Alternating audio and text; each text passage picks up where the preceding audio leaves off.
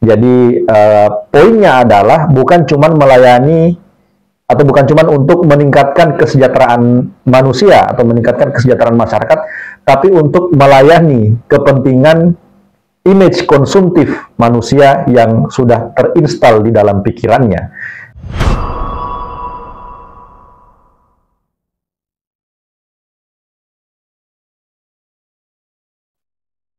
Assalamualaikum warahmatullahi wabarakatuh.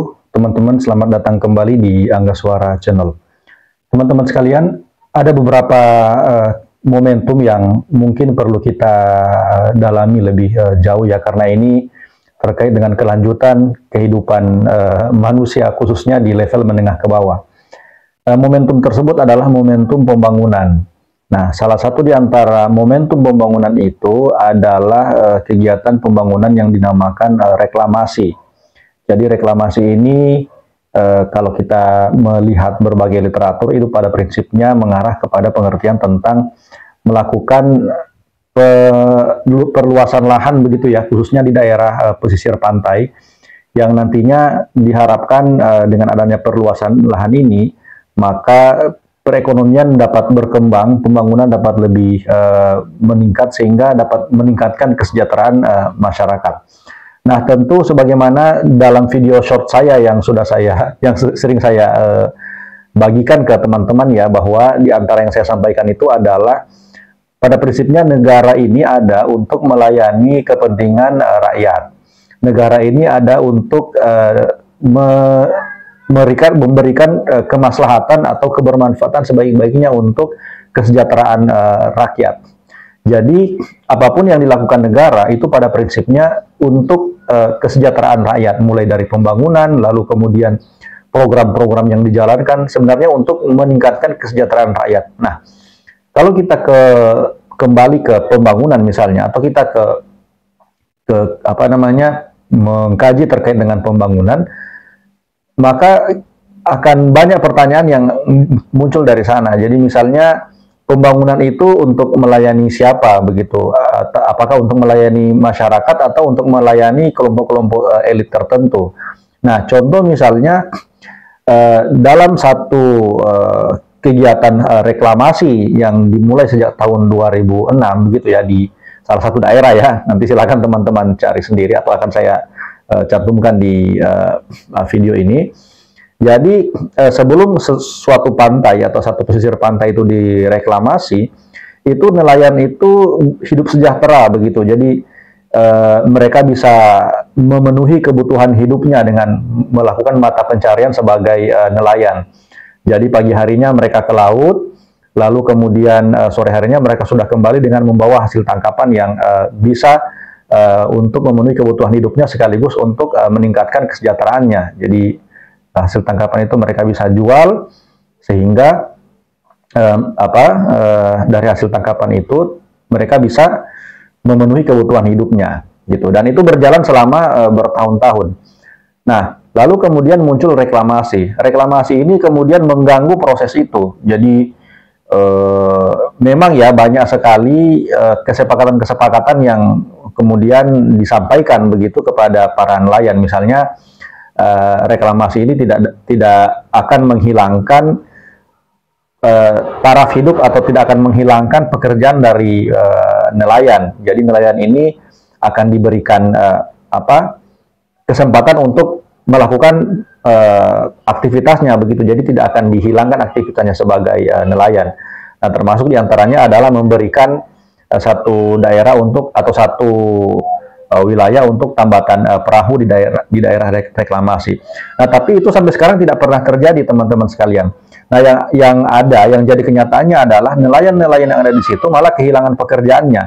Bahkan nelayan-nelayan yang awalnya bekerja sebagai nelayan itu kemudian karena mereka kehilangan pekerjaan, mereka itu kemudian dipaksa untuk bekerja yang mereka itu tidak sesuai dengan profesi mereka. Nah, sehingga ada nelayan-nelayan yang beralih profesi menjadi buruh bangunan ya, atau kuli bangunan, ada yang bahkan menjadi buruh angkut sampah begitu. Nah, tetapi teman-teman sekalian, kalau kita kembali di dalam konteks bahwa pembangunan salah satunya reklamasi itu untuk meningkatkan kesejahteraan rakyat. Nah, memang ada beberapa kelompok masyarakat ya, atau beberapa keluarga begitu atau masyarakat yang ketika ada pembangunan misalnya, mereka memang bisa diakomodir begitu untuk bekerja di salah satu organisasi industri itu atau di salah satu perusahaan yang nantinya dibangun dari pantai reklamasi itu. Jadi misalnya mereka bekerja di sektor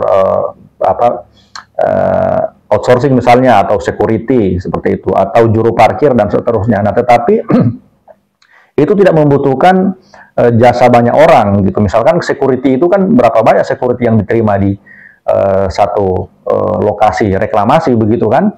Jadi tidak banyak begitu yang terakomodir orang-orang yang di sekitar itu yang terdampak begitu dari reklamasi begitu. Nah, sehingga yang lainnya itu dipaksa begitu ya, dipaksa untuk kehilangan pekerjaannya begitu, dipaksa untuk kehilangan profesinya. Nah, seperti itu. Nah, teman-teman sekalian, pada prinsipnya kalau kita melihat pengertian reklamasi ini sebenarnya pengertian dasarnya itu adalah untuk mencegah supaya daerah pesisir ini tidak hancur ya, atau tidak tidak tergerus lah begitu oleh gelombang begitu. Jadi kan biasanya ada struktur tanah yang daerah pesisir itu karena struktur tanahnya lembab dan seterusnya, ketika terkena gelombang pasang misalnya atau gelombang tinggi, itu akan terbawa oleh arus laut. Nah, maka kebijakan reklamasi ini pada prinsipnya adalah untuk menahan ombak ini atau gelombang ini agar supaya tidak menghancurkan tanah yang lembab ini. Makanya ditimbun bebatuan atau ditimbun kerikil atau tanah yang nantinya dan kemudian dilapisi dengan bebatuan yang besar supaya laut itu tidak sampai menghancurkan lahan begitu. Nah, lalu kemudian seiring perkembangan zaman, pengertian dari reklamasi ini akhirnya berubah menjadi perluasan tanah untuk dibangun kawasan industri begitu. Nah, ini yang kemudian perlu kita dalami kembali.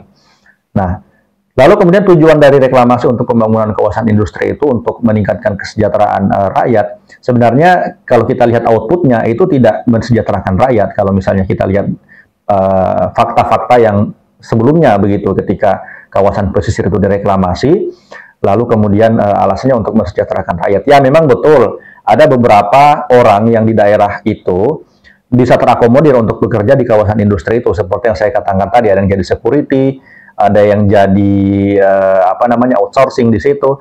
Nah, tetapi kan tidak semua yang bisa terakomodir. Berapa banyak kan yang security misalnya untuk diakomodir menjadi diakomodir untuk menjaga daerah kawasan pesisir itu kan tidak banyak begitu. Nah, maka yang lainnya itu harus mencari pekerjaan lain gitu. Nah, pertanyaannya adalah pekerjaan apa yang harus mereka lakukan sementara selama ini mereka hanya berprofesi sebagai nelayan dan itu adalah profesi utama mereka, tetapi kemudian dipaksa hilang begitu karena pembangunan ini. Nah, hari ini itu juga akan terjadi di daerah kawasan utara begitu ya. Sebelumnya kan kawasan selatan yang yang sudah direklamasi begitu. Nah, sekarang ini di kawasan utara yang nantinya akan terjadi proses itu, dan sekarang itu masyarakat di sana itu masih melawan karena mereka tidak setuju dengan reklamasi karena mereka sudah tahu bahwa reklamasi ini pasti tidak akan membuat dampak positif bagi perkembangan ekonomi mereka begitu, bahkan malah akan membuat mereka itu kehilangan pekerjaan. Nah, karena profesi utama di daerah pesisir itu sebagai nelayan, ketika reklamasi itu jalan maka pasti itu akan hilang. Nah, walaupun sudah ada kesepakatan misalnya dengan nelayan bahwa akan diberikan tambatan perahu, tapi mereka tidak bisa menjamin bahwa kesepakatan itu akan diberlakukan, seperti yang terjadi di daerah utara begitu. Nah, gitu ya. Nah, jadi itulah yang menjadi sulit begitu ketika kita terlanjur mempercayai sesuatu yang sebenarnya kita juga sudah ketahui bahwa itu tidak akan terlaksana gitu. Nah, seperti pembangunan yang disampaikan atau diiming-imingi kepada rakyat bahwa pembangunan itu untuk rakyat, tetapi kenyataannya juga jauh dari demikian. Nah, teman-teman sekalian, ada satu hal yang terkait dengan pembangunan ini, khususnya di kawasan industri ya, kawasan perkotaan atau kawasan daerah padat penduduk. Jadi, apalagi sekarang dengan tradisi media sosial yang semakin masif, teman-teman sekalian, maka sekarang ini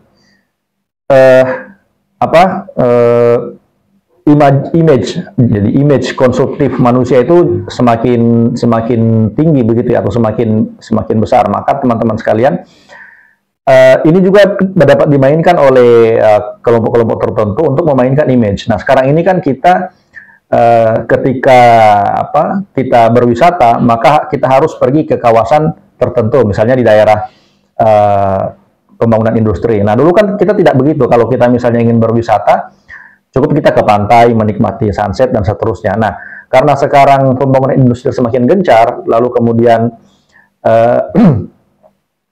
pembangunan kawasan modern, begitu ya, pusat-pusat perbelanjaan semakin masif begitu. Nah, sehingga kita dipaksa bahwa apa yang kita lihat itu, termasuk kawasan industri itu adalah sesuatu yang bagus begitu, adalah sesuatu yang memang menjadi hiburan yang terbagus bagi kita begitu. Kalau kita misalnya ingin mencari hiburan, maka pergilah ke daerah kawasan begitu.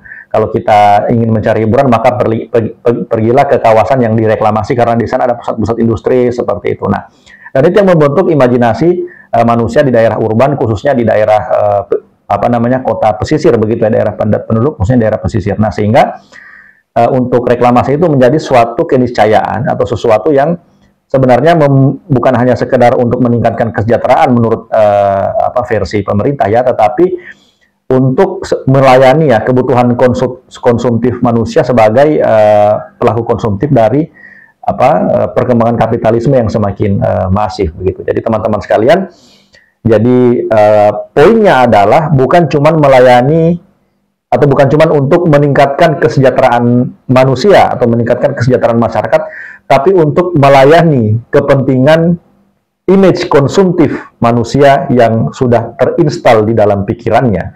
Jadi manusia itu sudah terinstal bahwa kawasan industri adalah kawasan yang luar biasa, yang mewah, yang harus kita amini, yang harus kita yang merupakan yang dapat memanjakan untuk kita sebagai orang modern begitu. Nah, sehingga reklamasi dan juga yang nanti akan dibangun pusat-pusat perbelanjaan dan kawasan industri itu akan memfasilitasi sebenarnya mental kita, lebih ke mental kita, image konsumtif kita, ketimbang soal hal-hal yang sifatnya kesejahteraan itu, yang walaupun juga kesejahteraan itu juga tidak akan didapatkan seperti itu. Baik teman-teman sekalian, mudah-mudahan bermanfaat video ini. Kita ketemu lagi di video-video selanjutnya. Assalamualaikum warahmatullahi wabarakatuh. Shalom, Om Swastiastu, Namo Buddhaya, salam kebajikan.